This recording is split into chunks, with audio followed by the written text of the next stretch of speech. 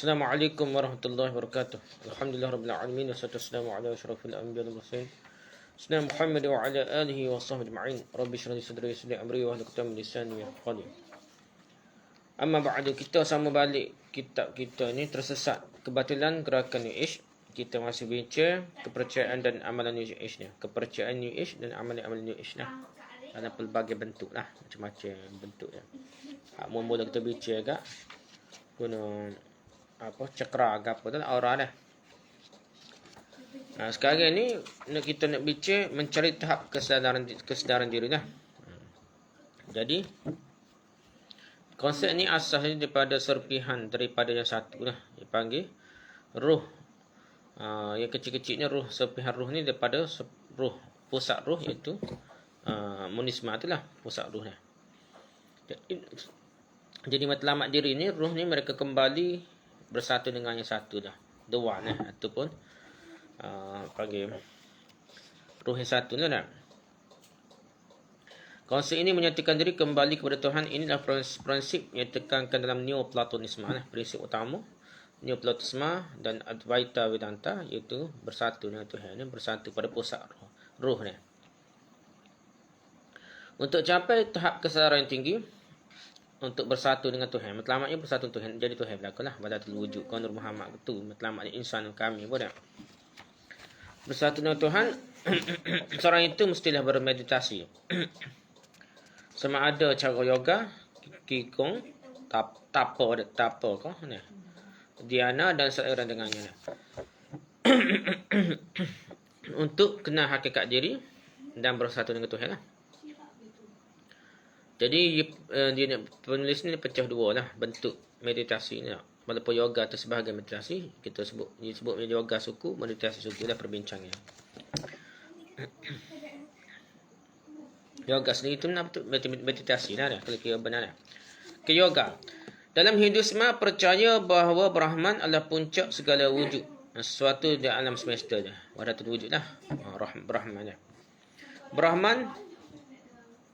Brahman tidak terbentuk, tidak memiliki rupa dan tidak dapat dibayangkan.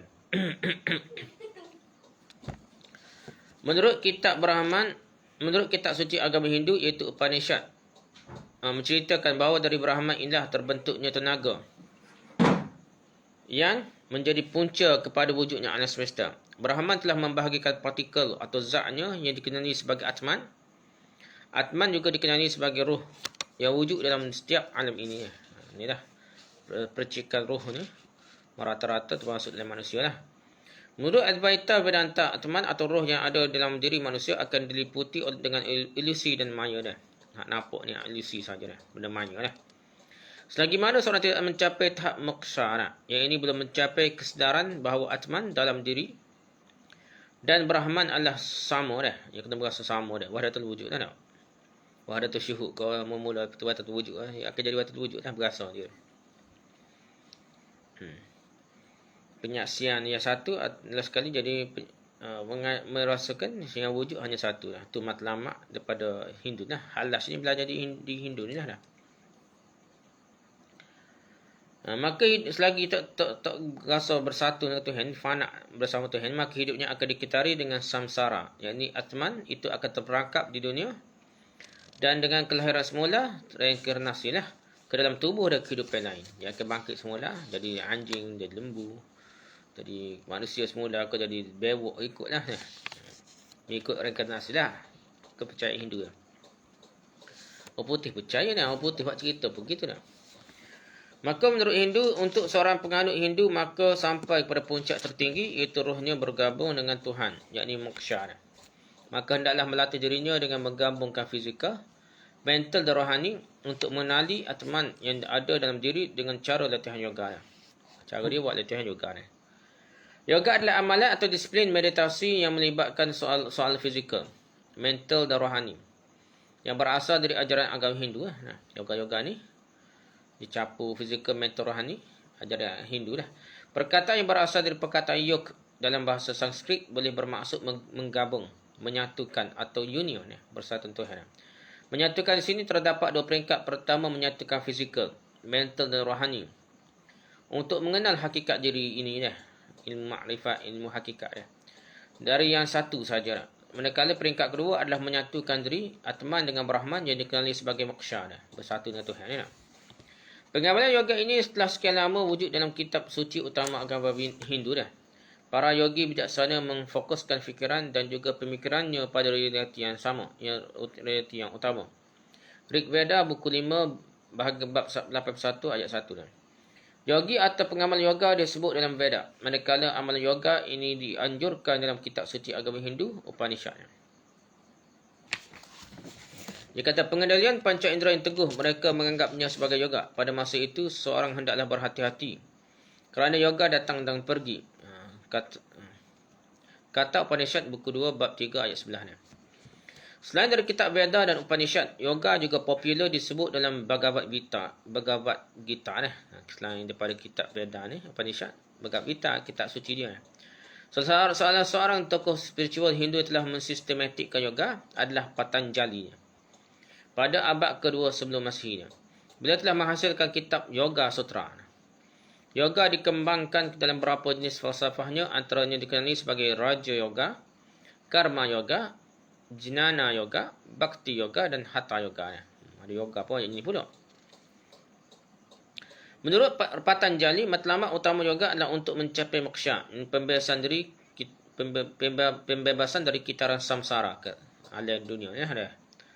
Pandangan ini juga dipegang oleh aliran Advaita Vedanta. Ini kerana dengan melakukan yoga, seseorang itu akan melalui latihan untuk minda dan fizikalnya bergabung dengan jiwa atau atman yang ada di dalam dirinya. Malah untuk bahagian jalan pembebasan mencapai moksha ini disistematikkan di bawah falsafah Jnana Yoga. Jnana boleh bermaksud ilmu mengenal diri atau diterjemahkan juga sebagai ma'rifah. Ilmu hakikat, ilmu ma'rifah. Jnana Yoga menekankan latihan rohani yang menuntut pengetahuan dengan soalan seperti siapa saya, apa saya sebenarnya. Bermeditasi, berenung dan mencapai pandangan yang membebaskan mengenai sifat diri seseorang. Atman, roh dan hubungannya dengan Brahman. Brahman ni macam pusat rohani lah. Ataupun Tuhan lah. Secara mudah dia. Betul latihan yoga yang paling asas adalah Padmasana atau Lotus Position. Lotus Position adalah kedudukan utama dalam apa-apa meditasi. Malah menurut sebahagian sarjana, posisi ini merupakan bahagian yang dikenali sebagai dhyana yang menjadi trust dalam meditasi spiritual. Inilah kedudukan asas bagi yoga sebelum yoga disistematikkan oleh Patanjali sehingga wujud cabang-cabang falsafah yang berbeza-beza dalam amalan yoga. Asasnya start dari Patanjali lah. Gambar ni posisi teratai dan Padmasana merupakan posisi asas dalam yoga. Jadi dia jari tu gini ya. Gana-gini ke kanan dah. Lepas tu tok sel duduk sel dah. Lepas tu tok tangan gitu ni. Seseorang yang bermeditasi dalam bentuk lotus position ini akan diminta untuk mengosongkan minda dan mengulangi mantra seperti menyebut Om dah. Hu ada ke tak? Ni Om saja Om ya. Om adalah perkataan atau bunyi yang paling suci dalam agama Hindu. Yang merupakan perkataan pertama Dewa Brahma setelah ia diciptakan. Dewa Brahma. Perkataan pertama Dewa Brahma setelah ia diciptakan. Dewa Brahma pun diciptakan. Tapi gitulah dah. Tuhan kecil, Tuhan besar tak dengar gitulah. Ataupun matlamatnya bersatu dengan Tuhan lah ceritanya. Di sebalik pengamalan yoga, falsafah yang dibawa oleh kebanyakan mereka adalah fahaman monisme panteisme yang menganggap manusia ini bersama dari sudut kejiwaan dan semua akan bersatu dengan Tuhan. Malah terbentuknya agama-agama di dunia ini tidak membezakan nilai batin bagi setiap manusia untuk mereka mencapai kepada Tuhan yang sama. Agama gapo pun tak kisah dah.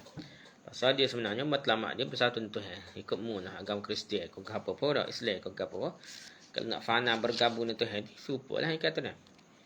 Inilah akidah yang terdapat pada para guru dan yogis Hindu di seluruh dunia. Kerana dalam fahaman mereka, semua orang perlu mencapai moksha bersatu dengan Tuhan ni untuk membebaskan diri dari kitaran kehidupan dunia ni. Tidak kembali pula jadi lembu, jadi itik dan apa.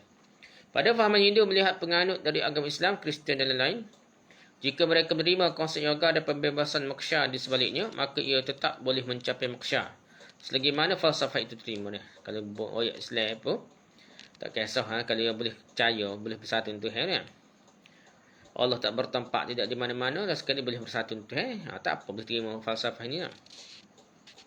Jika lihat pada amalan yoga yang sedia ada pada hari ini yang disinonimkan dengan senaman kesihatan, itu adalah amalan yoga yang telah disistematikkan oleh tokoh-tokoh terkemudian. Seperti terdapat amalan Hatha Yoga yang mengajarkan beberapa kaedah seperti asana, yang mengajarkan postur badan dan kaedah pranayama, yang mengajarkan kawalan pernafasan. Kawal pernafasan. Mantra Om ni juga akan dijadikan permulaan sebelum meditasi indakana. Kau dah gitu lah. Yoga dan Hinduisme tidak dapat dipisahkan. Apabila yoga diperkenalkan, maka falsafah di sebaliknya juga secara pakej tidak dapat dipisahkan dari akidah Hindu. Itu yoga dah. Kategori kedua pula meditasi dah.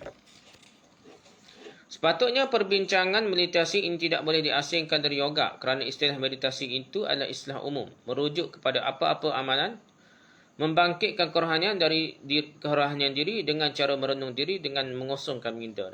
Supana yoga lah supa. Perkataan meditasi diambil dari perkataan Latin iaitu meditatio, yang akhirnya digunakan secara meluas apabila dipopularkan oleh gerakan New Age. Perkataan meditasi tidak dapat didefinisikan secara tuntas kerana penggunaannya telah dirangkumi dengan segala amalan membangkit kerohanian diri. Banyak perkara dah. Jika tradisi masyarakat Cina, amalan Qigong dikategorikan sebagai meditasi. Di India pula amalan yoga, dhyana dan tapa juga dimaksudkan sebagai meditasi. Tapa. Jika dalam amalan Greek, terutama bagi fahaman Neoplatonisme, salah satu elemen terpenting dalam idea evolusi spiritual ini adalah emanasi. Emanasi, ini faham. Proses berlaku secara terus-menerus, itu bermula dari Tuhan, the One, kemudian membentuk nous atau intelek. Seterusnya turun kepada hakikat terendah itu jiwa atau roh yang bersifat dan berbentuk jirim. Setelah itu, dari hakikat terendah tersebut akan terbalik semula kepada the One, Tuhan, melalui jalan-jalan dan pengetahuan spiritual. Hakikat rendah. Jelas sekali nak pergi kepada itulah, kepada Tuhan, the One. Melalui jalan-jalan dan pengetahuan spiritual antaranya adalah amalan meletek. Meletek adalah istilah yang merujuk pada kajian disiplin, latihan mental atau latihan pemikiran. Bagi orang Greek kuno, mereka akan berada dalam posisi bersila dan memejamkan mata untuk bermeditasi. Ni Greek kuno lah. Meditasi dijadikan amalan untuk melatih roh dalam diri agar mencapai kesedaran tertinggi yang membawa roh seseorang itu bersatu dengan alam atau dengan Tuhan. Allah itu Tuhan. Ikut ajaran gini lah. Tuhan itu Allah sekaligus. Walaupun ada sedikit perbezaan kaedah untuk mencapai penyatuan diri dengan alam menurut pelbagai agama dan jalan falsafah yang ada kaedah tu baca ada cara dia. Semuanya bertelamat yang samalah, bersatu Tuhan. Jika dalam Hindu dan Buddha mereka memiliki penekanan untuk membangkitkan tenaga kerohanian dalam diri yang mengalir melalui kundalini. Di bahagian tulang belikat sehingga ke bahagian ubun kepala yang disebut sebagai sahasrara. Cakra mahkota yang menjadi jambatan bergabung dengan alam menjadi satu Tuhan, yang mana yang disebut sebagai pencerahan enlightenment. Satu Tuhan lah tak. Faham tak? Masuk dengan Tuhan. Gitu matlamat dia ni. Apabila seorang telah mendapat pencerahan dan dapat mengenal roh dalam diri, maka dirinya akan dapat menghentikan kitaran kelahiran semula. Ia tak akan bangkit semula lah. Mati jadi lembu, jadi itik, jadi manusia, jadi bewok, macam-macam. Tak perlu dah. Mengikut ajaran dia lah. Ataupun reinkarnasi lah, ataupun samsara istilah dia. Lain agama dan falsafah maka lainlah istilah penggunaannya bagi tahap pencerahan ini. Jika dalam Hindu ia dikenali sebagai samadhi dan turiya dah. Jika dalam Buddha ia dikenali sebagai bodhi. Aliran Zen pula menyebutnya sebagai satori. Dalam Wahdatul Wujud disebut fana. Fana itu bersatu Tuhan dah. Manakala dalam istilah lain ia dinamakan utiriya dah, utiriya. Setelah individu mencapai tahap kesedaran diri, sedari gini nak meditasi nak suruh khabar diri dah. Maka dia telah menghentikan kelahiran semula, reinkarnasi, dan tahap terakhir adalah rohnya keluar dan bersatu dengan Tuhan. Matlamat nak satu Tuhan. Dengan matinya badan fizikalnya, ia dikenali sebagai mahasamadhi atau jivan mukta dah. Jadi sebelum bersatu Tuhan dengan mati badan fizikalnya. Tahap bergabung dengan alam ini dikenali sebagai moksha dalam Hindu. Nirvana dalam Buddha. Buddha nirvana, moksha dalam Hindu dia. Henosis dalam Neoplatonisme, mukti dalam Sikhisme ni. Itulah nama-nama istilah dia. Dalam kepercayaan kebatinan ini, mereka percaya roh-roh individu yang telah mencapai tahap tertinggi bersatu dengan alam. Mereka akan berada pada tahap tinggi dalam alam ini dan boleh membimbing manusia di bumi melalui jalan kerohanian. Dalam Hinduisme, ia dikenali sebagai Mahatma Roh Agung bagi mana-mana guru atau yogi Hindu yang telah mencapai Mahasamadhinya.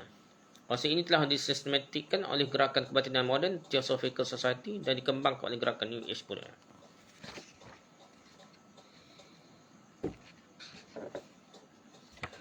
Seterusnya ada Ascended Masters and Great White Brotherhood. Helena Blavatsky dah pengasas Theosophical Society. Kita cerita banyak kali dah. Ada semua nama ni dah sebab dia ni antara rujukan terpenting dalam New Age movement. Dia telah jadi Blavatsky, Helena Blavatsky pengasas Theosophical Society telah mengetengahkan dakwaan bahawa idea yang dibawanya untuk mempopularkan ajaran kebatinan atau ilmu hikmah ini kepada orang ramai adalah didasarkan sekumpulan makhluk rohani yang didakwanya sebagai ahli yogi terdahulu yang telah melebur dirinya dan berada di alam kerohanian. Helena Blavatsky memanggilnya sebagai Mahatma atau Master of the Ancient Wisdom dan Great White Brotherhood yang pernah hidup di kawasan Himalaya. Dia berubah nama gitu. Ascended Master dan Great White Brotherhood. Berubah nama dah. Hidup pula kawasan Himalaya lah. Guna Everest ke apa ni. Beliau menyebut dalam bukunya The Key to Theosophy. They are living men, born as we are born, and doomed to die like every mortal. We call them masters because they are our teachers and because from them we have derived all the theosophical truth.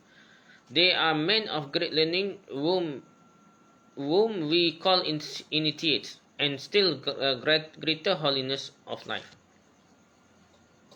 Setelah itu, konsep Mahatmas dan atau Masters of the Ancient Wisdom ini dikembangkan oleh penggantinya dalam kepimpinan Theosophical Society iaitu Annie Besant dan Charles W. Leadbeater. Mereka boleh mensistematikkan secara terperinci konsep tersebut dengan menambahkan Master Jesus dan Maitreya selain dari para rogi dari Himalaya. Ia tambah nak suruh beza dan suruh orang putih terpengaruh. Setelah itu, konsep ini mulai dikenali dengan sebagai Ascended Masters, yang mana istilah Ascended Master pertama kali diperkenalkan pada tahun 1934 oleh Guy Ballard dalam bukunya Unveiled Mysteries. Setelah istilah Ascended Master disinonimkan dengan idea asal diasaskan oleh Helena Blavatsky merujuk kepada Mahatma dan Masters of the Ancient Wisdom, kini pengamal New Age mempopularkan konsep Ascended Master sebagai roh pembimbing yang seringkali diimejkan dalam amalan visualisasi dan perjalanan roh astral projection. Mereka percaya Ascended Master adalah roh kerohanian yang dahulunya pernah menjadi manusia, tetapi mereka telah mencapai tahap kesedaran hakikat dirinya dengan alam dan telah melunaskan hutang karma atau telah melepaskan segala keterikatannya bersifat duniawi serta telah meleburkan dirinya naik Ascended transcendency bergabung dengan alam ni. Jadi naik ke alam tinggi dah, alam rohani tinggi dah. Mereka tidak lagi memiliki tubuh jasmani, tapi tidak pula seperti makhluk rohani lain seperti malaikat. Kini lebih dari ratusan nama yang dikategorikan sebagai Ascended Masters dan kesemuanya didakwa adalah manusia yang pernah hidup di masa yang lalu. Antara individu yang dianggap sebagai Ascended Masters adalah Eros, Enoch, Master Jesus, Confucius, Gautama Buddha, Mary ibu kepada Jesus, Saint Paul of Tarsus, Akah Hilarion, Mega Alcon, Miss Mega Sebastian, Ashtar Sharon, Merku Sanat Kurumara, Aaron Elegy, Aleph Hatton, Melchizedek, Archangel Michael, Metatron, Kuan Yin, Saint Germain, Kutumi dan nama dewa-dewa dalam agama-agama yang ada. Habis yang bubuh ke dewa-dewa. Mereka percaya Ascended Master mempunyai asas pengetahuan yang besar perlu dirujuk oleh manusia. Ini kerana Ascended Master telah melalui batasan fizikal kriteria rekarnasi dan mereka juga telah mengalami kekuatan dimensi yang lebih tinggi. Dipercayai juga bahawa Ascended Master bersedia untuk membimbing manusia untuk mencapai tahap kesedaran diri untuk menyatu dengan alam. Asalnya bersatu dengan alam dah. Sebab alam itu dianggap Tuhan oleh mereka dia. Ni antara imej Ascended Masters yang sering divisualisasikan oleh pengamal untuk ajaran New Age. Ada gambar macam-macam ni. Dan itu muncul beberapa amalan yang dilakukan di kalangan kelompok New Age seperti visualisasi, dan meditasi yang ekstrim sehingga menyebabkan berlaku halusinasi. Ngatik siapa-siapa, selawak aku kuat-kuat ni dia akan jadi nampak halusinasinya. Seperti muncul cahaya putih di hadapannya dan dirinya dalam keadaannya separuh sedar, lalu muncul makhluk yang dibayangkannya dari kalangan Ascended Master yang sering diimajinasikan olehnya. Mana dia sentiasa mikir keluar. Jika dia mengimajinasikan Jesus, maka image Jesus yang akan datang dalam pengalaman itu. Dan begitulah seterusnya. Lalu pengalaman itu dianggap sebagai pengalaman kerohanian. Gitulah dah. Begitu juga dalam pengalaman berinteraksi dengan roh seperti dibincangkan dalam topik yang lepas, ada sebahagian pengamal New Age akan mendakwa roh Ascended Masters yang merasuk diri seseorang untuk berkomunikasi dengan manusia. Ada yang meletakkan konsep Ascended Master itu sebagai roh yang membimbingnya yang sering berdamping dengannya. Antara tokoh New Talk dan New Age yang memiliki pendamping yang ada jin yang pelihara. Pertama, Napoleon Hill mendampingkan dengan makhluk gaib yang dinamakan sebagai Great School of Masters. Great School of Masters kata dia. Napoleon Hill. Yang kedua, Esther Hicks yang mendakwa dibimbing oleh makhluk gaib bernama Abraham Dunset. Yang ketiga ada Alice Bailey mendakwa dibimbing oleh makhluk gaib di Dwajkul. Helen Schutzman mendakwa dibimbing makhluk gaib bernama Jesus. Paul Twitchell mendakwa dibimbing oleh makhluk gaib bernama Rebazartas. Semua ni lah. Ya, ada 5 semua sekali. Ni. Itulah. Dia kawan. Soalnya, siapakah roh-roh yang mendampingi dan konsisten mahu membimbing dengan memberi ilmu kepada mereka ini? Siapa dia? Mari tu. Betul kah? Apa? Dia kata tu. Ataupun tipu daya jin setan iblis ni.